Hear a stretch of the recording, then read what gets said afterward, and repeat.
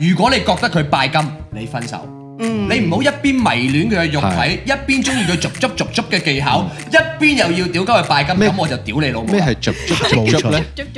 逐足即係織冷衫，逐嘅技巧。我係有做過啲即係嗰啲小手作嗰啲，嗰啲好耐之前又有新字啦，嗰啲，好耐之前啦，我都好耐喎，咁我哋唔好講啲唔開心嘢啊！係啊，即係講啲開心嘢。喂，我有開心節目啊！今集呢條片就由 LG 贊助，全靠呢部 LG Pure Care Aerial Finisher 空氣清新茶機。咁一陣講幾耐，空氣都唔會混濁啦。呢一部機咧就係集茶機同埋空氣清新機於一身，有360度嘅 HEPA 濾網同埋 UV Nano 技術，可以消除99.9超微細灰塵同埋細菌。機面仲可以放電話無線插電。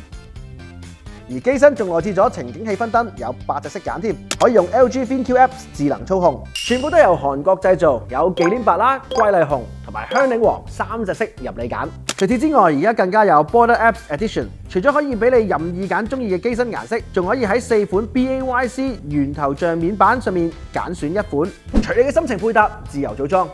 唔好講咁多啦，傾偈啊！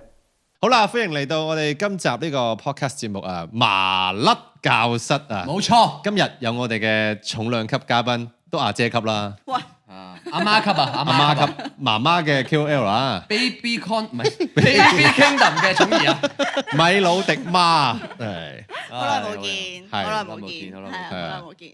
我識佢嘅時候，第一日我就問佢：你真係有小朋友㗎？咁樣係啊，個其實如果唔識我第一次見我都會咁樣問嘅。你第一次見係邊個場合咧？喺阿邊個屋企啊？阿邊個屋企啊？阿 Poly 屋企啊？Poly 屋企咩？唔係嗰次飲酒咩？唔係就係 Poly 屋企咯？嚇！唔係嗰次係咪喺情人節嘅時候啊？慶公司咩？你哋係咪斷咗片啊？慶公司係嘛？不如翻返，慶公司嘅，跟住不如呢啲完咗先自己講啦，好嘛？sorry。情人，我哋今日嘅題目咧就係呢個情人節啊，因為情人節嚟啦嘛，10零日之後就嚟㗎啦。係咁啊，大家都會有期待，會有唔期待啦。但係以我哋 BBO 嘅出片速度咧，可能係過咗情人節先會大家睇到呢啲。係下年或者下年咯，25年嘅情人節，我應該睇得翻啦。係我哋4個一齊退咗休之後先。係啦，希望嗰時係未收皮。孫仔，你睇下我嗰啲點樣睇情人節啊？我哋有冇人係自稱啊？係一啲類似戀愛專家咁嘅物體。吳兆軒係好似吳兆軒係，我唔係，我係好多道理啫，我唔係戀愛專家嚟嘅。但係戀愛專家嘅特質就有好多道理喎。係咩？係咩？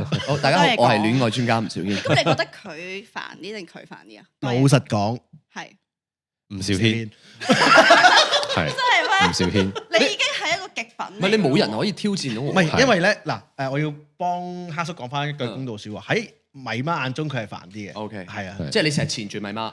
冇錯。唔係冇啦，我哋斷咗好耐啦。但係自上年嘅情人節之後，但係往事我哋唔再重複係啦，往事我哋唔重複，我哋向前看。可以傾偈未啊？米魯迪係咪戀愛專家？佢唔係。我唔係啊。喂，關你咩事？喂，好活潑啊！喺我係咯，之前唔係咁嘅喎。喺我認識嘅佢應該唔係。點解？講下你嘅都係交翻俾證據啊嘉賓自己講啦，都係我往事都不能再回味啦。我覺得自己我哋一齊過戀愛專家。你講一齊過係都有好多次嘅。唔係講咗話，我而家唔可以再講噶啦，我而家個關係唔可以再講啦。我好少，sorry，後面 cut 咗啊！你拍，我好少咩㗎？我好少俾個機會你你問一問鏡頭，佢哋一齊過啦。佢哋一齊過。OK，好，繼續翻啦，你哋俾觀眾留言答你。下邊啲觀眾會答你。係啊，下邊啲留言。好，繼續。唔好意思。唔好意思。係講緊咩？戀愛專家。你算唔算係戀愛專家？戀愛專家定義係咩先？即係好有計嘅，好識拍拖嘅，好知道點樣去製造氣氛啊嗰啲個專家。我唔係啊，我覺得我係都幾似男人嘅喺拍拖方面。喂，嗰啲通常每一個女係嘉啦賓都係咁樣講㗎。都係咁樣講喎，都話自己係男人，都話唔使啲咩儀式嘢啊，拍拖嘢唔使㗎。係啊但係我都一定要講我哋點解今日會請米奧迪啦，因為我哋開咗個題目之後啦，我哋同事開咗個題目喺個 group 度，咁就大家擺啲名出嚟啦，咁擺好多名出嚟啦，跟住然後米奧迪就其中一個名啦，跟住全部人都投米奧迪，係咯，點解咧？因為咧呢個係我哋節目嘅傳統嚟嘅，每次我哋都會咁講。全部都話有好多個 list， 跟住好多個人名，第一個都話係咯，我哋個個都好想米奧迪嚟啊！可唔可以俾我今次睇個 group 啊？唔得㗎，我哋可以睇翻之前幾次係真嘅。唔可以嘅。如果你真係睇嘅話，今次係連其實 list 都冇。其實我睇咗個題目之後咧，而家我哋開咗題目未㗎？開咗啦，開咗開咗㗎啦。我係絕對唔明白點解你哋會請我，而我亦都真係諗咗幾日，因為我真係收到啲問題咁樣啦。我好似係真係情人節喺我嘅腦之中，喺我嘅人生之中，好似係冇存在過咁。冇發生過。咁我佢都講得幾啱，不如今日算啦。轉 topic，其實我哋表面上係講情人節嘅，實際上我哋講下情人節嘅歷史。你有冇人知道點解2月14號情人節？認真，因為女媧補天啊嘛。咩？嗰日好天啊！佢話你講。啊，有個歷史起源嘅嗱，呢一個講我法呢，知。係你講朱古力箱朱古力箱。朱力波，唔係假㗎。朱麗如蛋波果唔係真係知，唔好話自己真係知好嘛。唔係今日 Ivy 同我講㗎。係咩喂，有個朱古力嘅商人作出嚟㗎嘛？咁樣佢咁樣講。哦，OK，哦好啦。我睇呢個就唔係啦，就話喺呢個嘅法國啊，喺羅馬帝國啊，然後有個人咧就要解決帝國嘅危機，就下令所有嘅單身男人咧都要從軍，就唔准結婚。呢個大家都明啦。然後咧就有一個神父違反呢個命令，幫人哋結婚，即係幫人哋喺呢個環境下邊咧都拉埋一齊。幫人結婚，即係佢娶咗個老婆。嗱，好神聖啊！呢個儀式證好神聖㗎。唔係，喂，閱讀理解喎。係啊，見到你嗰啲問題啊，你真係鬧你啦！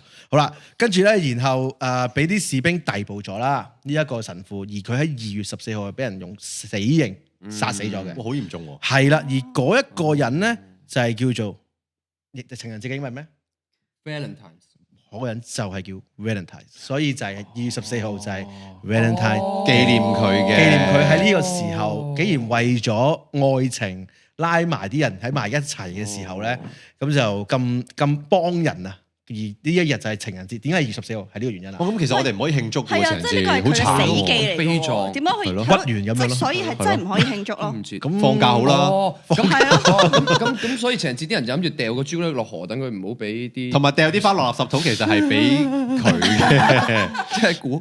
但係你講合唔合理先？咁其實佢政府唔俾你結婚啊嘛，因為要打仗啊嘛，咁咪唔結婚咯，淨係做愛同生仔咯。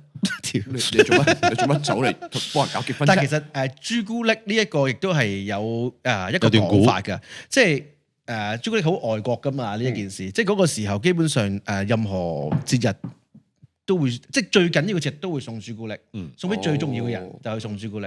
你送最重要嘅人送嘢俾最重要嘅人係送咩？錢咯，係咩？你有冇收過錢啊？冇喎，可能咁你冇乜重要嘅人。係啊，冇乜人當唔係送俾最重。嗱，你即係認真，你送一啲嘢俾你最重要嘅人，即係你可能伴侶啊，你會送啲咩嘅？心意通常送啲佢中意嘅嘢咯，唔會話特別係乜嘢嘅，或者佢需要嘅嘢咯。我覺得你覺得一個人重要嘅話，你嗰份愛係應該要觀察到佢嘅需要。如果唔係我覺得好自我喎，即係我總之我邊個人重要咧？對我嚟講咧，我就送我覺得最重要嗰樣嘢俾佢。咁可能我覺得最重要嗰樣係孖煙通咧，所以我會送保險俾佢咯。哦，照顧佢將來，跟住就寫自己嘅名，梗係啦。喂，我都要保障我嘅將來，先可以照顧到佢嘅將來噶嘛。然後有一日發覺佢意外，你唔死我點撞你啊？你唔死我點樣撞你啊？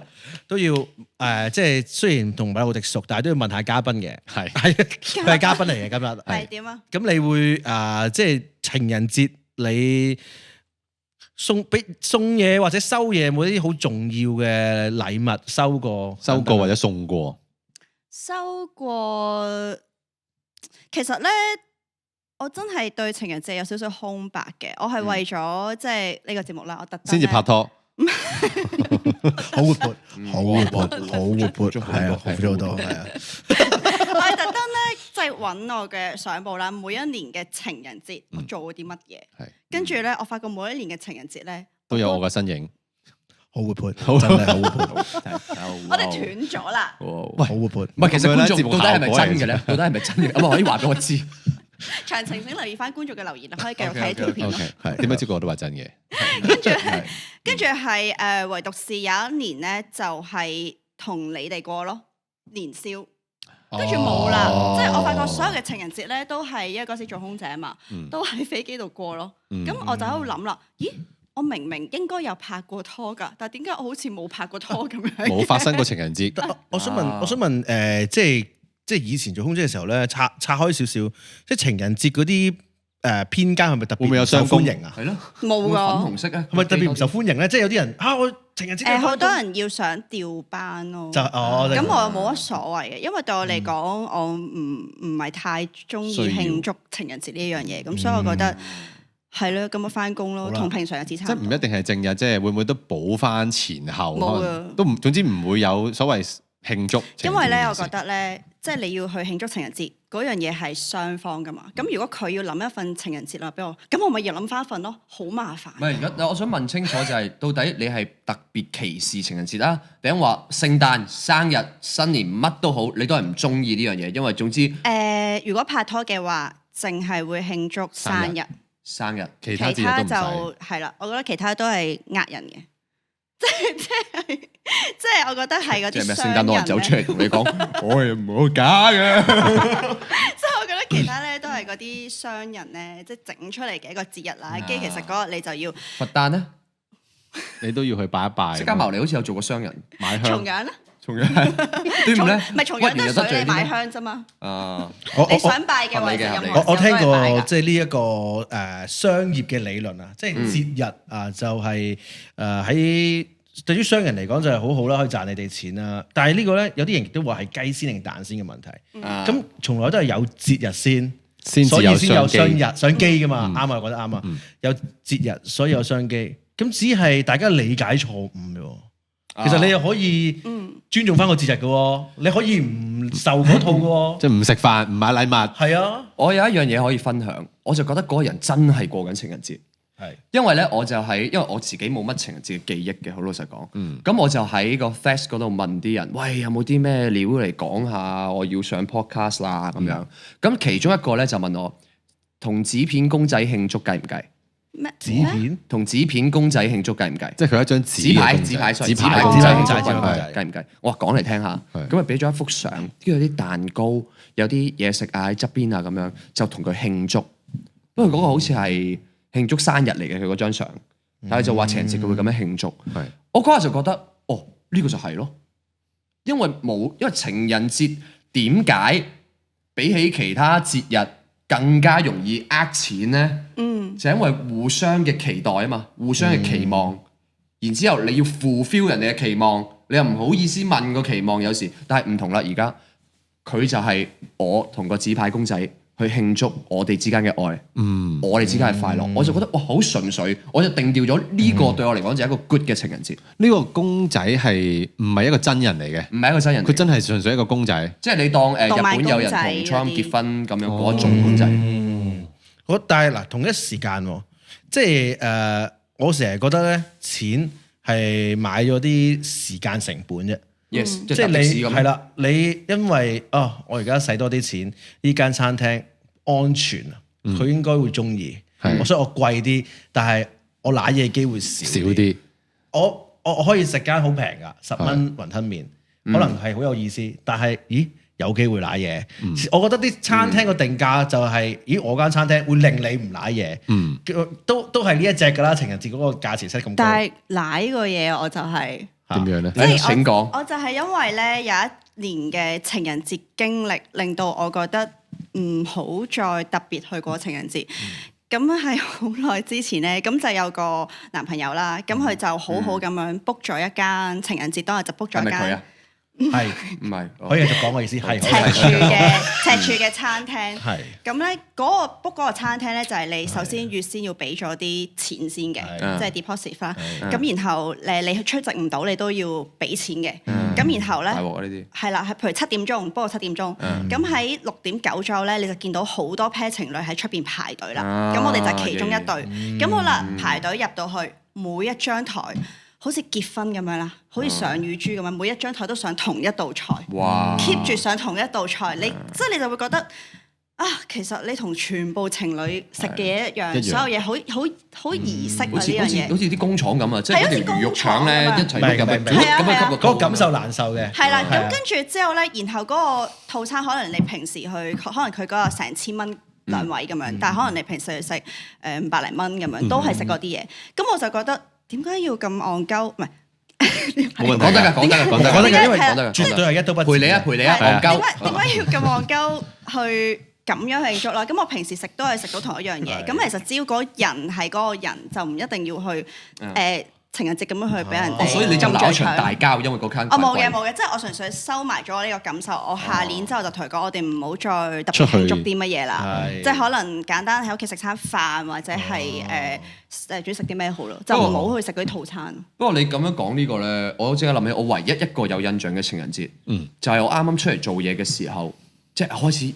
有少少錢，但其實都儲唔到噶啦。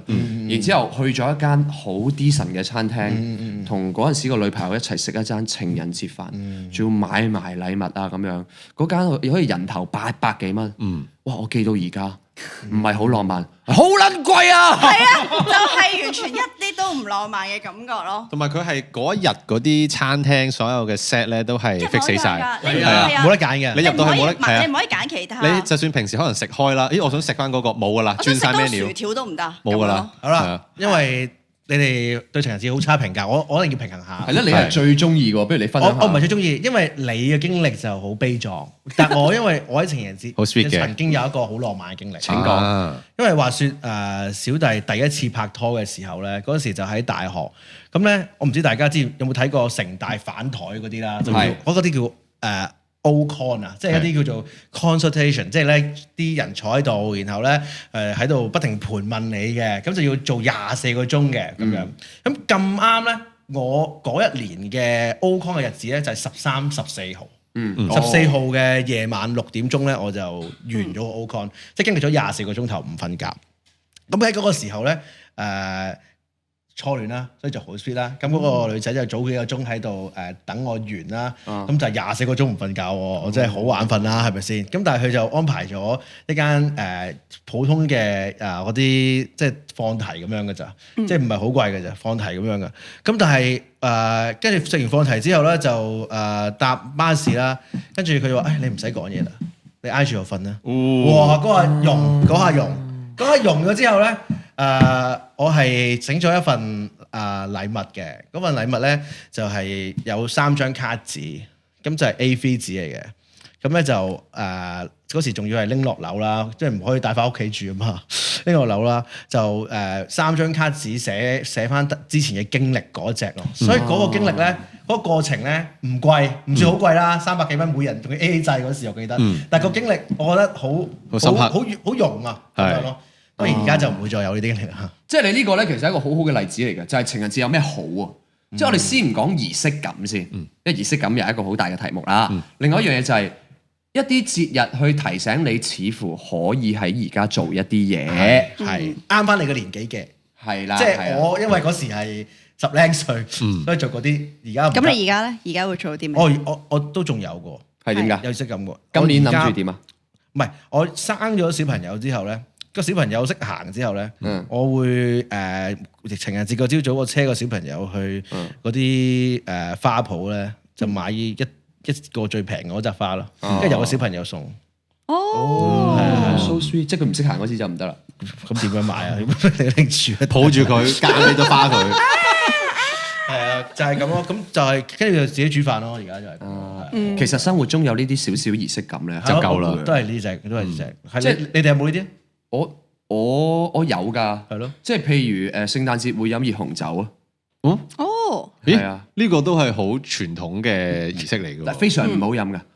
唔係放好飲㗎啦，係一個儀式感覺。或者我今年買咗棵聖誕樹翻屋企咯。係，我就係想開心下。開心好唔開心嘅時候咧，如果你做一啲叫做佈置啊，或者係儀式感嘅嘢咧，係會令你增添少少幸福感。係嘅，係啊係啊，我同埋我覺得呢個係嘅咧，都係有翻咁上下年紀嘅人係先至會覺得係啊想要呢啲嘢。你後生你唔會覺得呢啲咩佈置係啲咩嘢？後生你個儀式，我後生儀式感咪就係落蘭桂坊咁，唔係蘭桂坊啦，我唔蘭桂坊，我哋就係飲酒出嚟玩。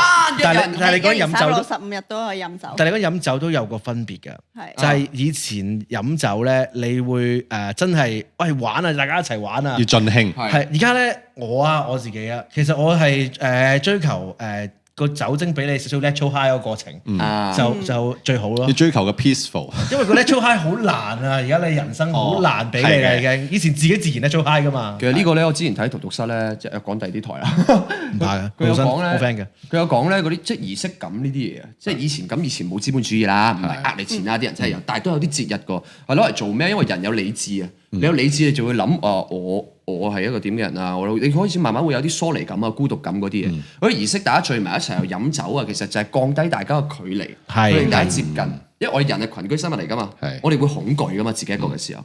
即係而呢一啲其實我會總結就係追求緊一種快樂咯，儀式感令你一種不同程度嘅快樂咯。只係隨住時間，隨住資本主義，令到你遭遇咗好多不測，所以我而家要講一啲咧，即係世界各地嘅方式，你哋聽下，睇下你哋覺得，如果可能你哋都30%、0%，你可能都少少儀式，你覺得你喺你身上做，或者有人喺對住你做，你覺得 O 唔 OK？OK 嗱，日本嘅女仔啊，相對係最簡單，就係2月14送朱古力，3月14男仔回禮，即係有來有往，即係唔係淨係男仔準備，有來有往。你覺得呢個有來有往嘅情人節 O 唔 OK？我中意喎，OK，中意喎呢個。阿嘉賓咧都 OK 嘅。點解咁可以講勉強嘅？下可以講下咪先？點解先？即係你覺得呢一個位都已經太複雜啦。朱古力，我買都得嘅，唔一定要我自己整覺得好似嘅。點解一定要係嗰個節日先做呢啲咁嘅嘢？即係點解平時我反而會中意係平時一個平日嘅日子，可能突然之間送盒朱古力俾我。我中意呢個好少嘅一下驚喜，而唔係嗰個節日全部人都會喺嗰日去慶祝㗎啦，做啲嘢，你都跟住一齊要去做嗰樣。即係你要特別啲，香港人要特別啲。日本人咧送朱古力咧個對象咧，即係話就係唔淨係愛人嘅，即係例如我哋朋友都可以送照俾你嘅，可能一人一粒。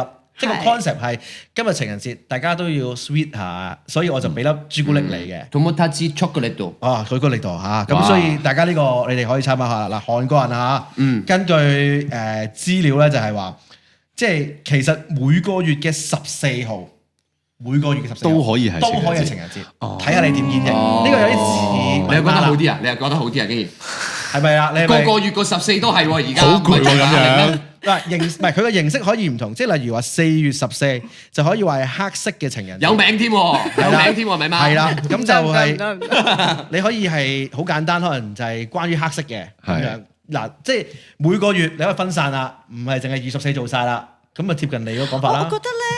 我覺得係，我唔知係陰影定係咩。佢反社會人㗎。呢啲你 set 死咗個日子咧，我就唔中意嘅。我有壓力啊！我明啊，即係我覺得情人節呢樣嘢唔係話就係對方做噶嘛，我都要為對方。如果佢做啲嘢，如果我冇做啲嘢，我就會有壓力咯。即係咁，我就要記住，我嗰個節日嚟啦，死啦！我要準備啲咩咧？我有呢啲節日嘅壓力同恐懼。所以其實好多情侶你都聽到佢講就係情人節，不如唔好搞啲咩啦咁樣。但係你得唔得先？我得唔好搞。我覺得重要嘅係個伴侶，唔係個節日咯。講真，係我同佢咯。係啊！我真係試過有一年咧，就同個男朋友講話，我真係嗰陣時同佢第一年過聖誕，第一年過情人節。情人節。聖誕落日出嚟，未試過，咪做咗成半個鐘咧，因為我哋都以為係聖誕節。唔係咩？我過情人節嘅喎，聖誕節唔過錯。聖誕節屬朱古力嘅，奇怪嘅。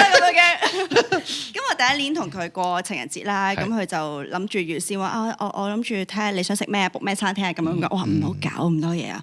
我話真係，不如我哋就去打個邊爐算啦咁樣。打邊爐係正常收費啊嘛。咁跟住佢就驚啊！因為驚係即係女仔講樣嘢就唔係嗰樣嘢，其實我叫得你唔好搞，但係其實我心入邊想你搞，係未熟係會出現呢個情況。係啦，佢就真係 book 咗，我話真係唔好啦，咁所以嗰一年就真係喺我屋企樓下度喺茶餐廳嗰啲茶餐廳度食咗羊腩煲咯。咁樣。有，我嗱講明先，都係打邊爐，都係2月14。但係咧我覺得特別係以前冇乜錢嘅時間咧，嗰啲時候咧真係可能共度難關啲，同啲伴侶可以，即係容許多啲呢啲。我覺得我哋而家唔得啦。而家有個湊錢啦。我真係想跟住呢個問一個問題。如果個女仔係我情人節就要收 Dior， 我情人節就要收 Chanel， 你點睇？分手咯！我唔得㗎，我一巴就車咗落去㗎啦。分手啦！呢啲仲等咩？一巴車落去。我有個 theory 嘅，係我 theory 係，如果你女朋友係中意 Dior， 而你 afford 得到，你買俾佢；如果你個女朋友中意 Dior， 而你 afford 唔到，而你想 afford， 你買俾佢，你買俾佢。係啊，如果你覺得佢拜金，你分手。你唔好一邊迷戀佢嘅肉體，一邊中意佢逐足嘅技巧，一邊又要屌鳩佢拜金，咁我就屌你老母。咩係逐足咧？逐足即係織冷衫，逐足嘅技巧。係好啦，要問到一個心形嘅嘢。心形好，唔係心靈，心形。心形，即係逢情人節咧，即係將啲唔同嘅嘢都變成心形啊嘛，心形牛扒啊，心形朱古力啊，即係唔使問大家應該都唔得噶啦。其實我一路都想知咧，其實超市都有得買心形牛扒。係啊，佢剩翻嗰啲去咗邊咧？抌咗佢咯。變咗做肉碎啊！免治，咁好啲，嗱咁好啲，輕咗磅，但係再收你貴啲，因為經過挑花咁挑咗個心出嚟。係你心形唔得噶啦，即係都我麻麻地喎，真係。嗱，如果佢喺屋企突然之間，即係唔係年下，即係突然之間你整一塊心形牛扒，佢自己煮嘅，咁你都會感動嘅。咁突然之間咁樣下廚，但係我覺得唔係一個 must 咯。其實佢係要突然之間啊，即係佢要驚喜。佢 Andy 所有節日㗎，即係公司新年放8日俾我，且估到公司突然之間，喂，你聽日其實咧約咗去拍日，但其實唔使拍嘢嘅，你放假。哇，多謝，唔使咁多啲可能。喂 lunch 遲多半個鐘先翻嚟啊！哇，正啊！驚喜型係我最驚喜啊！其實驚喜型嘅女仔係最衰嘅，最難捉摸，真係喎，最難捉摸，最難滿足。即係驚喜型嘅女仔，即係要對方俾驚喜啦。咁有乜嘢人天生係識俾驚喜人啊？但係對方唔俾驚喜，我都覺得冇乜所謂。命狂呼，真係喎，即係冇人天生識俾驚喜噶嘛。最唔想你出現嘅時候，佢就會出現。唔係我渴望啫。教科書冇教，讀小學啊、中學冇人教你啊，你點樣令你出其不意？呢個係天分嚟㗎。所以要問翻阿媽啦。咁你會唔會有俾驚喜你嘅另一半？係咯，你會唔會啊？會㗎。有幾常先？但係唔係好常咯。例如通常係生日先會做啦，呢個事情。生日係啦，我覺得生日同埋週年紀念都係一個週年紀念定咗日子咯，週年定咗死咗日子喎，生日都係得滯啊！呢個週年紀念驚喜啊，係咯，驚咩喜啊？週年紀念，我 suppose 唔係可以唔係定日子㗎，你中間分手，然後喺第二日再一齊。哇！咁有驚喜喎，再一齊嗰日咪難分咗個日子咯又。咁你記得嗰個驚喜你準備嘅，你覺得哇好自豪啊！我覺得準備得嗰個唔錯喎，係點嘅咧？我諗下先，冇幫，我轉頭再答你。唔係好舒服啊！今日嘉賓唔係我請咧，我可以唔使救喎。哇！屌你自己諗下啦，咁樣佢。諗下先。係咪太遙遠啦？已經。我真係唔係好記得，但係我係有做過啲即係嗰啲小手作嗰啲，嗰啲好耐之前又有新字啦，嗰啲，好耐之前啦，我都好耐喎，咁我哋唔好講啲唔開心嘢啊！真係講啲開心嘢。喂，我開心節目我收集。唔係啊！我突然間記得點解我對情人節可能都有少少陰影，就係喺我讀緊書，即係好細個嘅時候。有人逼你隻。唔係咁喂，俾個驚喜我啊！今年停止啊！係。我係嘉賓嚟㗎，你請㗎。係跟住嚟。咁我就暗戀咗個男仔好一段時間啦。咁咧就唔係笑先，你笑點解佢暗戀跟住佢笑啊？我望笑啫，笑啫喎，好無辜啊，大佬，佢哋都笑㗎。你自己講仲鬧人笑咩啊？我呢個故事好悲慘㗎。我聽。可唔可以莊重少少？嚴肅啲。同埋我哋呢個係紀念一個死記節嚟㗎嘛，莊重。係我俾翻面阿 Valentine 先。係唔好意思，係繼續。咁我就暗戀咗個男仔，係啦，好似長達1-2年嘅時間啦。咁我就決定喺畢業之前咧，就同佢表白。咁所以咧，我就喺嗰個情人節嗰度咧，就自己整咗啲朱古力，親手整嘅朱古力，咁就送咗俾佢。咁最後咧，係佢好婉轉咁拒絕咗我嘅。我朱古力敏感啊！我真實唔係佢翻到屋企先即係嗰陣時用嗰啲MSN。話你知，哇！有啲觀眾可能唔知咩 MSN 書嗰時 MSN 咩嚟㗎？咩嚟㗎？哦，跟住咪有迪仔 Senga 度寫感受，轉咗首歌，轉咗 Senga 咩嚟？轉咗自我期嘅，然之後再收到呢個婉拒之後咧，喺佢自己 MSN 度打咗嗰啲唔開心嗰啲語句，係啦，仲要有嗰啲火星文，係啦，我不快樂，今日我俾人拒絕咗。我估唔到朱古力咁甜，但係我食落去咁苦。為你做了10個小時的巧克力，最後卻是苦的。原來有我的眼淚。呢個空氣清新茶機啦，當電話冇電嘅時候，仲可以用嚟叉電。咁我哋一路講嘢就可以一路用嚟睇住份稿咯，正。喂，嗱，但係得罪講句，情人節示愛係最戇鳩嘅，真係。即係首先個情人節唔係俾你示愛噶嘛，係，唔係都有人示愛嘅，但我覺得係最戇鳩嘅，因為咧根本是年少無知啊嘛，你要須知嗰時真係好青春。我明啊，所以我而家就教翻細個。所以你嗰陣時情人節示愛係因為你覺得可能情人節有加成，所以我就喺嗰個節日示愛。其實純粹係有一個節日俾啲勇氣自己動力要去做，即係你唔係即喂無啦啦星期三去示愛咁啊！即係佢細個嘅時候係有儀式感嘅，有嘅。即係佢揀嗰日去示愛喎，即係佢知道嗰個日子係重要咯。即係佢而家經過年歲嘅摧殘，唔係年歲嘅摧殘。但係情人節唔係情人節示愛真係好戇鳩，因為好近新年啊！你過年都係唔開心噶啦，你其實唔開心好耐。關鳩事咩？中意你啊！你就幾時都中意嘅。呢個啱，但我又要講一樣嘢啦。我個老友游學修，唔知點解集都講起佢。曾經講過一樣嘢就係佳節嘅分手率係最高嘅，臨近佳節。係。因為乜嘢咧？因為譬如到聖誕啊，或者到啲情人節，你要慶祝。會唔會壓力？係啦，你開始有期望值，你開始思考，我想唔想同佢過節咧？好多期望，情人節示愛同一個道理嘅。每一個男仔，即係你係女仔示愛啊嘛，女仔都一樣。情人節我就可以諗，戀愛係點咧？好多 bubble，其實係最係你乘虛而入唔到嗰個位嚟㗎。因為就睇你搣唔搣到個 bubble。平時飲醉咗酒，突然之間，好啦，一齊咯。呢個嚟啫，呢個。你係嗰啲，你係飲醉咗酒。唔係我係人哋困我飲一齊。唔飲醉咗酒都係咁嘅。係啊，一齊啊，下條。好啊。所以我最推介嘅示愛日子係愚人節。即係失敗咗都可以打翻紮沙，唔好咁啦！呢啲最悲壯嘅時候，我最中意睇嘅啦，愚人節示愛。但係呢個都係開始有老土啦，擺呢個都。我就係中意佢嗰種老土。我細個睇哆啦 A 夢最開心嗰集咧，就係咧有一集就係愚人節，跟住咧阿大雄咧就去整蠱阿胖虎，咁就冇得嬲咁樣胖虎佢睇時間啦，我講快啲。唔係我睇下下一段講乜啫。OK，跟住 OK 咁跟住咧胖虎咧就打咗佢一身，佢講4月2號啊咁樣。然之後胖虎打完佢之後就話：今日4月1啊，愚人節啊，蠢材咁樣。我呢個係最高手嘅愚人節嘅玩法。OK，咁我哋唔知俾咩下一題。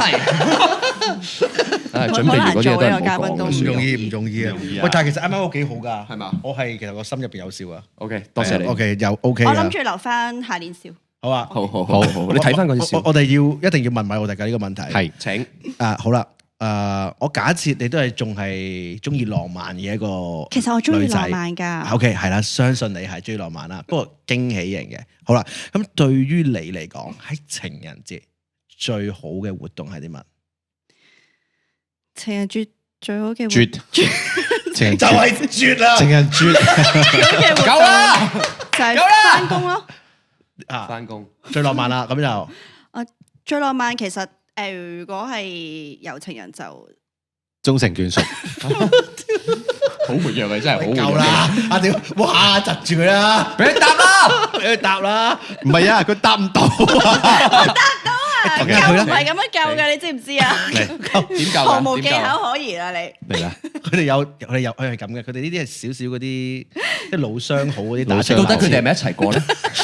究竟去到節目完之前，有冇人會答到佢呢條問題咧？ Panda 佢哋係咪一齊過？係一個謎。咪我哋答翻個問題先啦，算啦。喺情人節嘅時候做咩最好？係啊，兩個人留喺屋企度做中意做嘅嘢。阿條講啦，我覺得幾好喎。個蝦條未唔係因為分享喎。咁你即係兩個人其實情人節最緊要就係個情人喺度啫嘛，係你做乜都冇乜所謂啦，就係咁咯。呢句咧又好鬼蝦人，好蝦人㗎。即係你都啱。第一年咁樣講，哇！你試下乜都唔做，啱就嗱就係咯，即係一定講得好清楚咯。即係如果我第一年我咁樣講嘅時候，跟住對方就話唔係啊，佢會驚咯，即係會覺得唔係喎，係咪真係乜都唔使做啊？點解會對方會驚咧？一定係之前發生過一啲事啊！佢可能係佢嘅經歷咯。係成日要慶祝嘅，可能要。因為但係有時可能睇人哋啲經歷嘅。都有機會，但係通常都係喺自己伴侶身上發生，即係你好少自己唔係親身經歷，但係你好驚一個人㗎嘛，即係好似見鬼咁啫嘛。你見過一次，哇好驚，我又見又見咁樣。男人通常都係好驚節日㗎，係唔知點解。真係㗎，一定係之前係有啲嘢會發生過，即係例如我見證過以前嘅女朋友係會有變化嘅。第一次過情人節冇所謂啦，簡單得啦。咁我用翻我初戀嗰個 standard 啦，即係啱啱講嗰啲放題啊，同一套嘢，同一條橋，同一條橋啦。哦，第一年好似都仲得喎，第二年唔得，冇驚喜咯。係啦，即係我形容係麻撚煩嘅，即係呢啲位。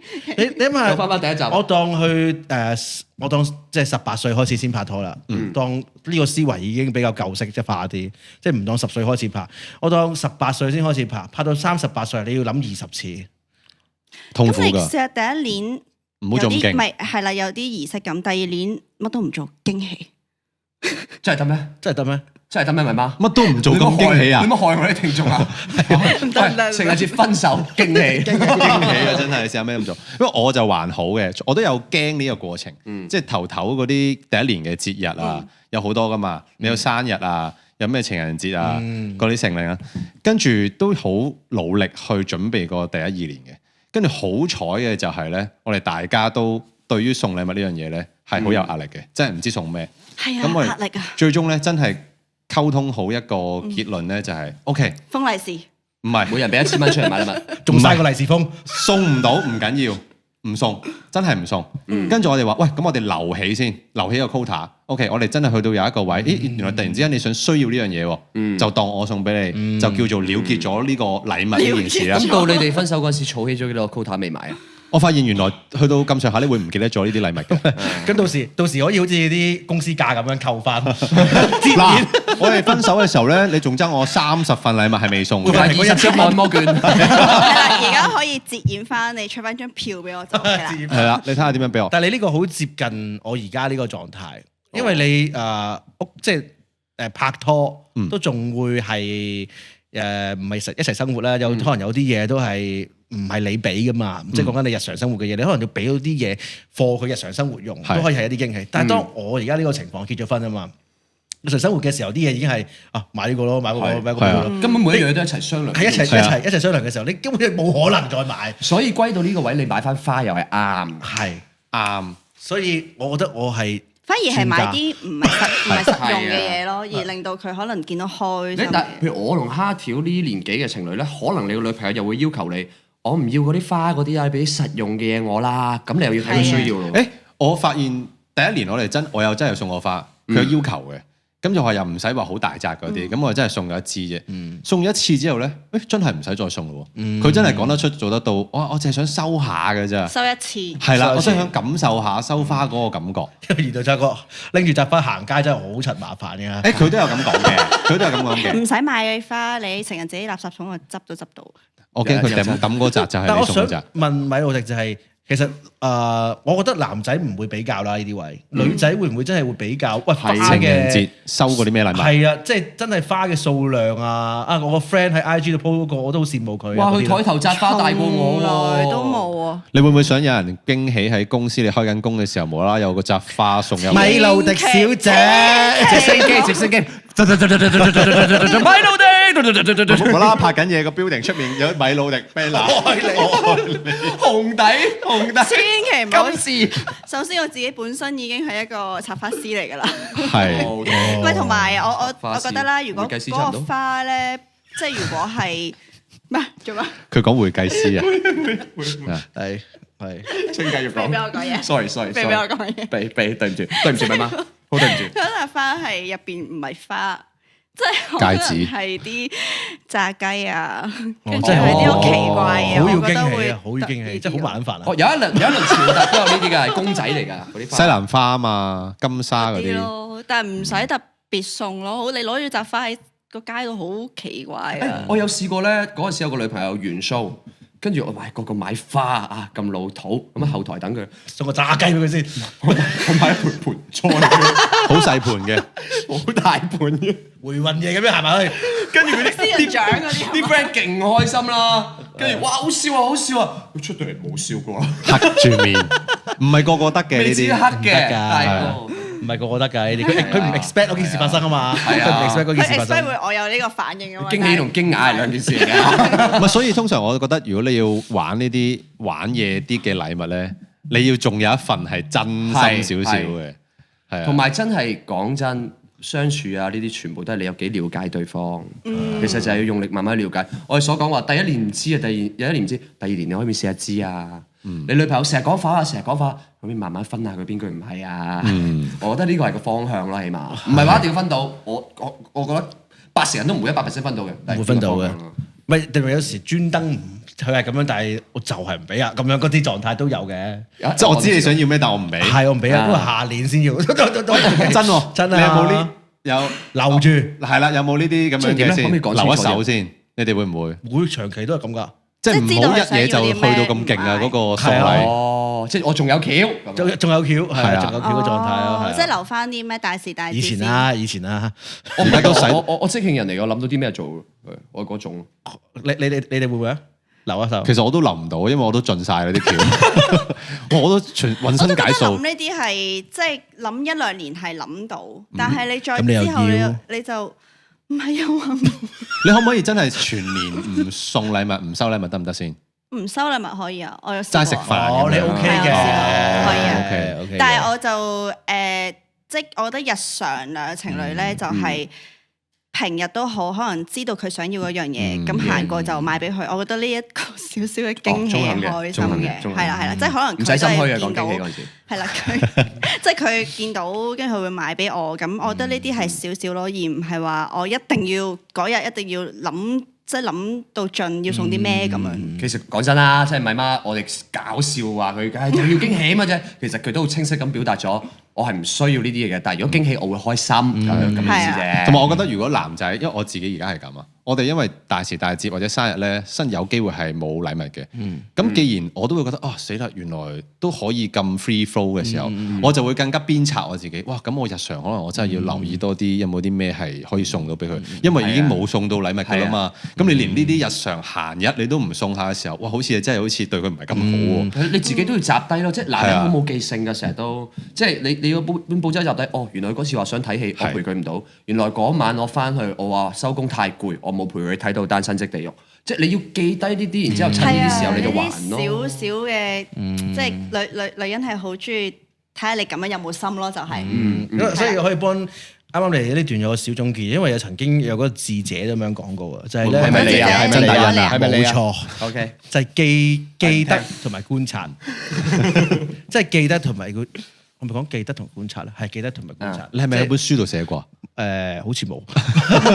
中肯啊，記得同觀察。因為咧，你啱啱講記住啲咩唔容易啦，但係其實送禮物咧最適合嘅時機咧就係佢需要嘅時機。因為佢唔需要嘅時候，個興奮值冇咁高噶嘛。哇，我好需要嘅時候，特別想要嗰樣嘢噶嘛。而啱啱講嘅問題就係佢需要嗰樣嘢嘅時候，你唔知送啲乜嘢啊嘛。係，所以呢兩樣嘢就係你要記得佢中意啲咩，同埋咧佢需要嘅時候先俾佢。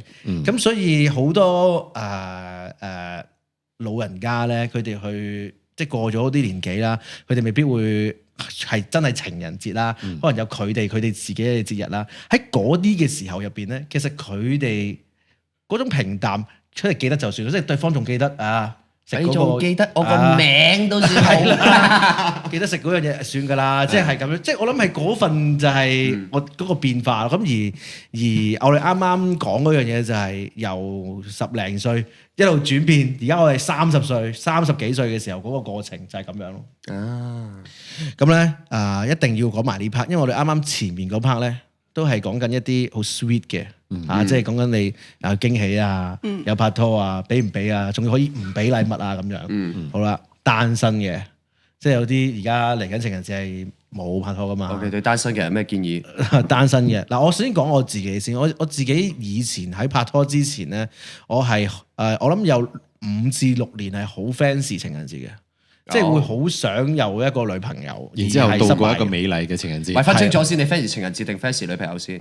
fans 情人節嘅時候有女朋友，即係你覺得係本身就反而唔覺得特別需要揾個女朋友嘅。平時我覺得玩緊要啲，但係佢啲大時大節咧，我就覺得特別孤獨。特別孤獨，即係想要咁嘅感覺嘅。嗰個細個嘅時候真係有一個，你哋有冇一個咁樣嘅恨嘅先？反而聖誕節咯，好想有另一半咯，單身嘅時候。我細個係365日都想有另一半嘅。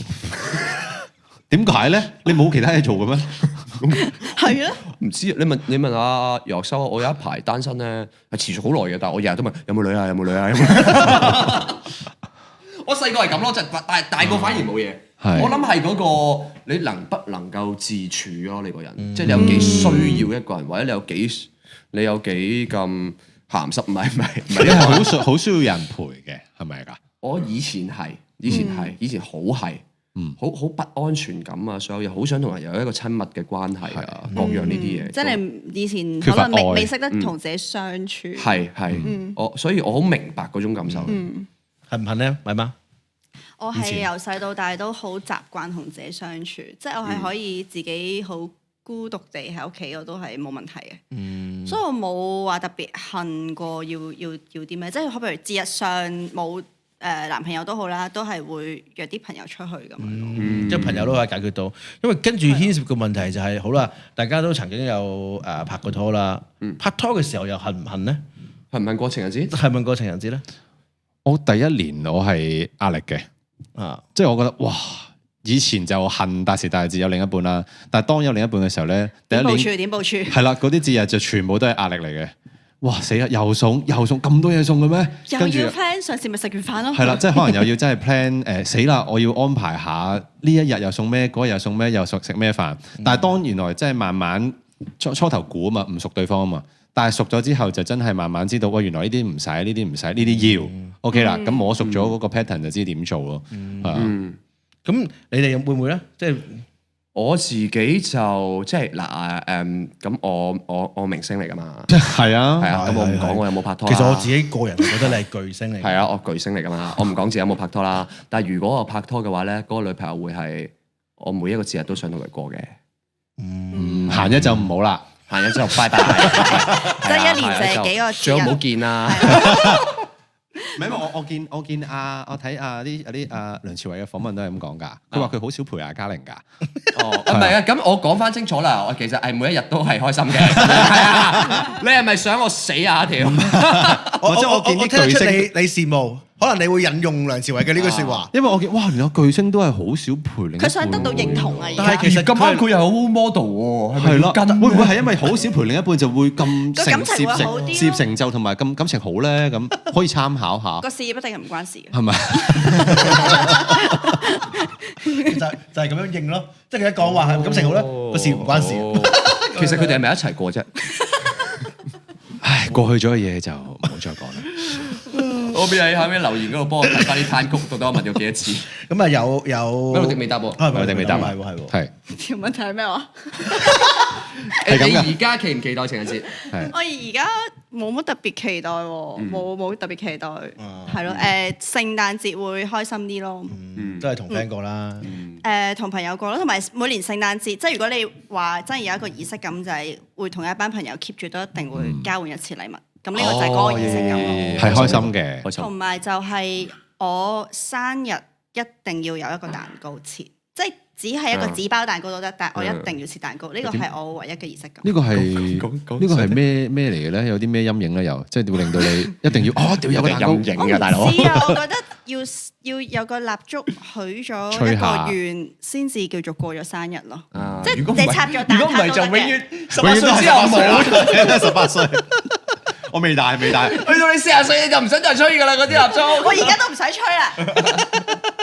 OK，即係我覺得經過今晚係又了解咗，又即係米媽係就係其實佢係要儀式感嘅喎，簡單嘅儀式感，即係就係驚喜啊！佢會揀咯，即係女仔係唔容易捉摸㗎，即係聽得出㗎。今日呢一個成晚呢個流程你 feel 到啊？有屈女人啊你，有屈女性啊？唔敢，男人都係嘅。OK，係男人都係嘅，男人都係捉摸嘅，係啊，人就唔易捉摸啦，係總之人就好難捉摸㗎，人好難捉摸嘅。咁咧有網友咧就分享呢一個究竟情人節有冇情人都可以一齊做嘅嘢啊，即係你有情人又好，冇情人都好，你都可以做嘅嘢嚟嘅。呢啲係即係你有情人又可以做呢樣嘢，冇情人做呢樣嘢。即係有情人你都會 sweet，冇情人你可以分散注意力。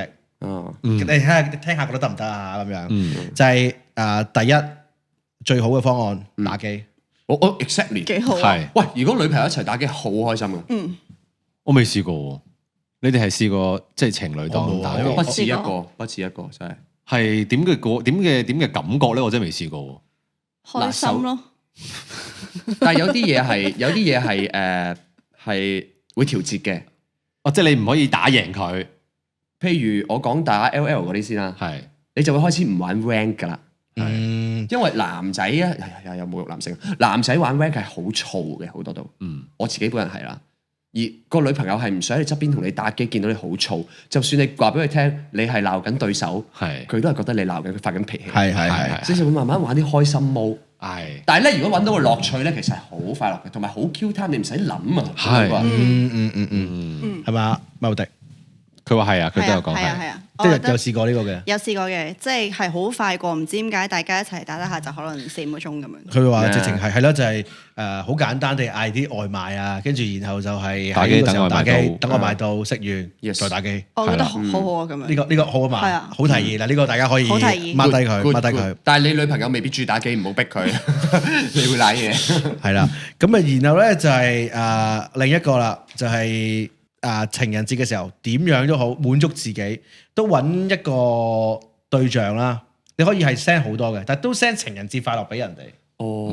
即係有啲人係咁樣噶嘛。即係你一節日嘅時候情人節快樂啊，今日即係會關心下啲朋友啊。聽落有啲 creepy 喎。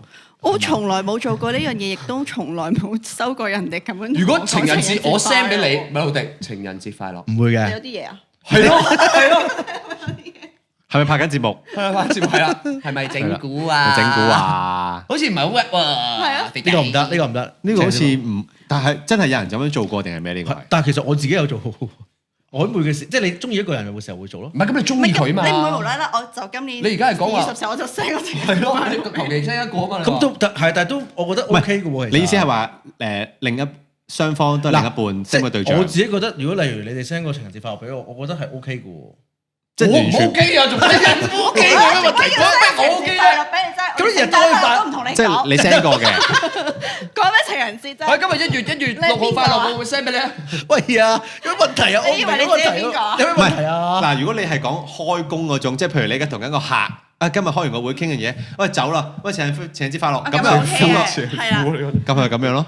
情人節快樂就係類似咁樣咯，即係唔係呢啲 OK 啊 send message 有啲 creepy 咧，即係無理。專登開佢名啊嘛。如果你有 creepy，我都 crispy 添喎。喂，但係我想問，咁係咪真係每年嘅情人節，就算你有伴侶都好，你都會同人講情人節快樂？嗱，我嘅意思係，例如係你而家係有啲有前文後理嘅。唔係突然之間一個情人節快樂嘛？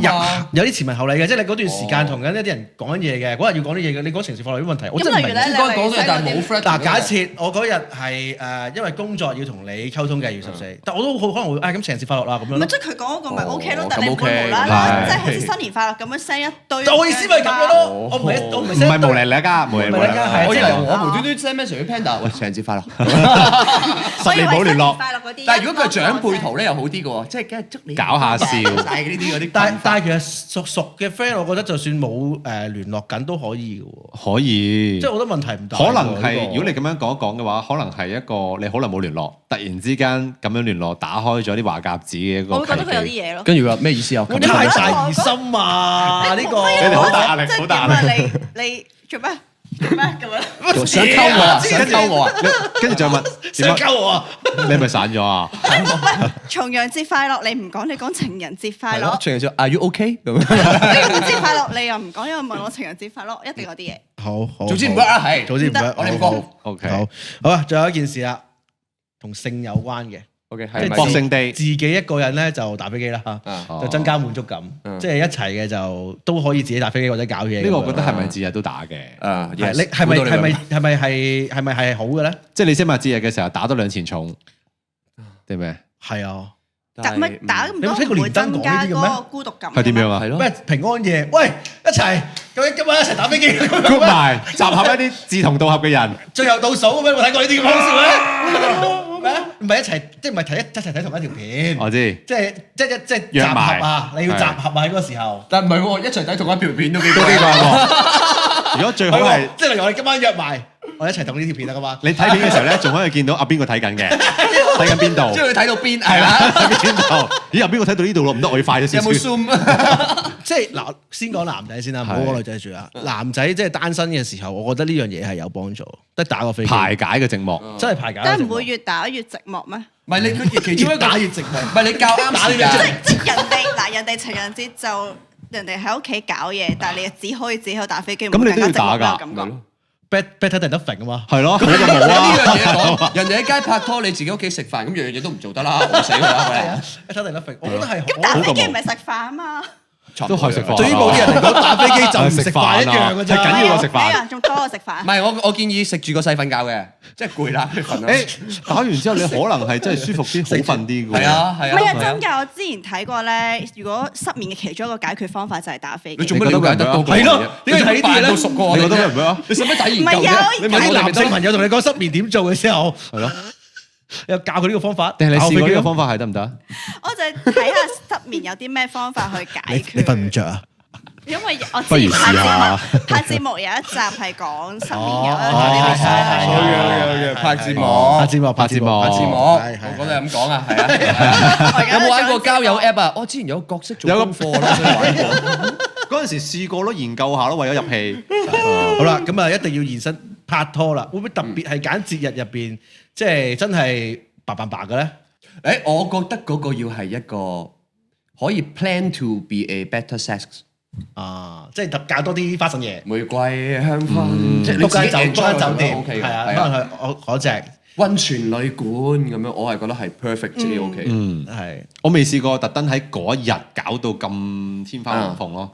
但係你話咩溫泉旅館嗰啲我試過嘅，即係會安排一啲可能即係唔係情人節你講緊？係啦，即係可能靚嘅酒店或者係溫泉旅館咯，可以話就係即係好適合就係兩個人去係嘆下 chill 下嘅嘢。我覺得係都係節日特別適合呢個 chill 嘅氣氛，即係好似係屬於一個兩個自己嘅空間。冇錯，即係如果可以揾到一啲地方係平平地嘅話，最好啦。冇錯，冇錯，冇錯。屋企咯。 OK。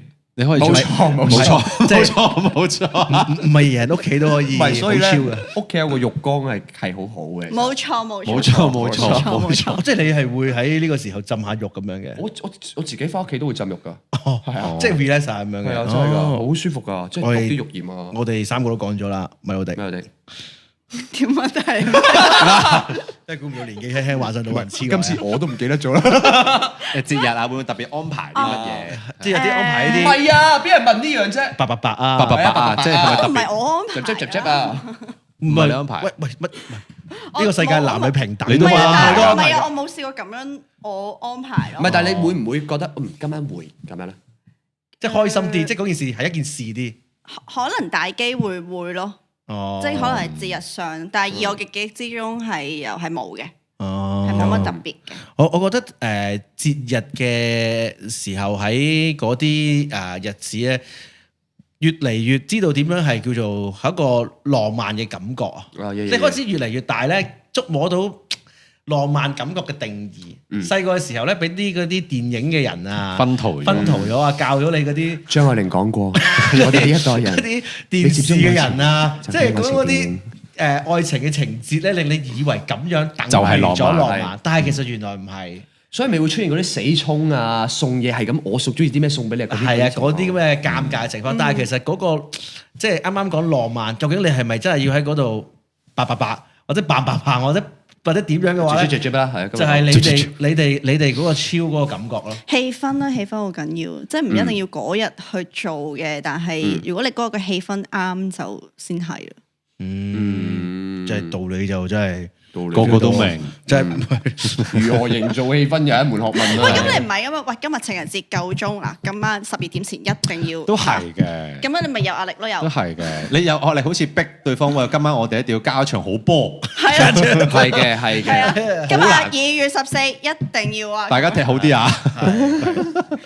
但係有啲人係特別想，即係喺呢啲節日嘅時候，你即係需要你有一個咁樣嘅儀式㗎。有人係會想要咁樣嘅，連登仔係一個咁嘅例子。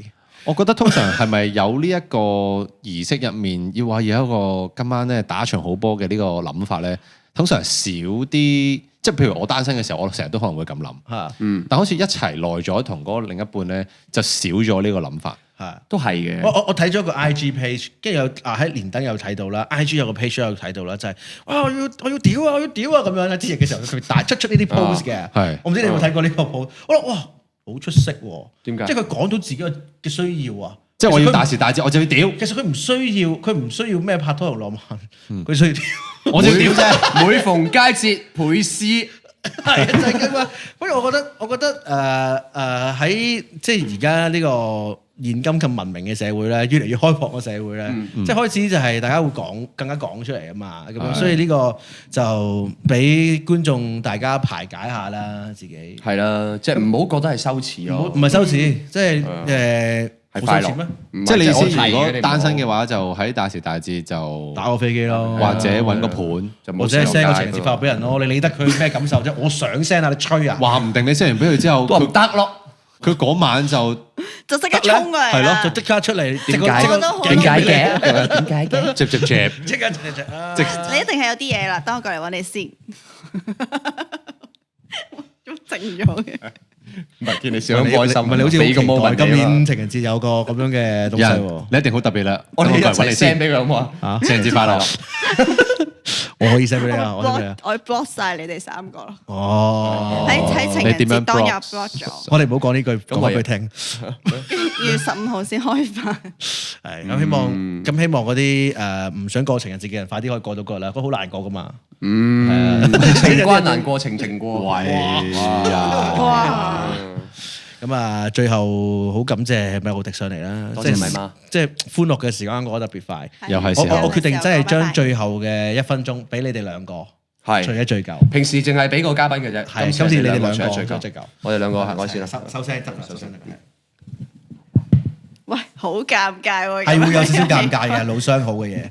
開始計時未啊？有冇諗過其實係冇乜需要追？我唔尷尬喎，你做咩尷尬？唔係冇嘢講嘛，你揾啲嘢講下。我同你唔需要講嘢啦。我覺得講下嘢好喎。唔使噶啦，靜靜地咪幾好。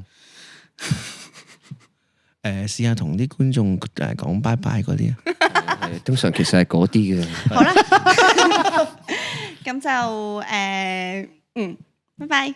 可唔可以俾多1秒我？到底佢兩個係咪拍過拖啊？冇嘢嘅。喂，其實係咪啫？